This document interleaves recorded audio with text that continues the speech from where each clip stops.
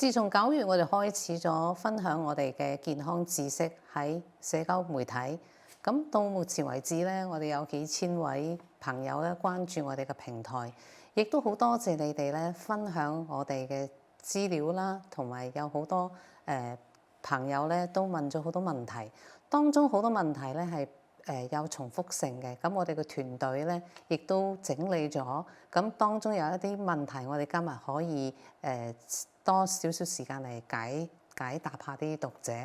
第一條片咧，關於嗰個薑係早上嘅人參同埋夜晚嘅毒藥，其實呢個係一個好 general 嘅講法。當然佢未必適合每一個人群啦，每一個年齡層啦，同埋每一種體質，亦都要睇返你當地嘅天氣而定嘅。咁雖然有啲朋友話我夜晚飲咗薑我都好好瞓，咁只可以話間中一定有人可以做到嘅。始終喺醫學入邊咧，有好多係不定數，亦都有好多我哋不能解答嘅嗰啲問題。咁正如好似止痛藥咁，佢都唔係適合每一個人。咁第二個問題咧，就關於夜晚除咗薑唔建議飲，我哋可以飲啲乜嘢咧？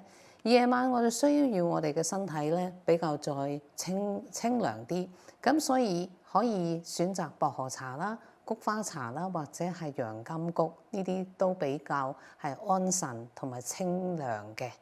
咁第三個問題咧，關於馬蹄啦，咁我哋講過我哋可以用啲咩家居嘅食物嚟幫助我哋降溫。如果我哋喺夜晚有發高燒嘅情況，而屋企又冇藥，咁可以點呢？馬蹄係一個選項，咁就有讀者都開始問我啦。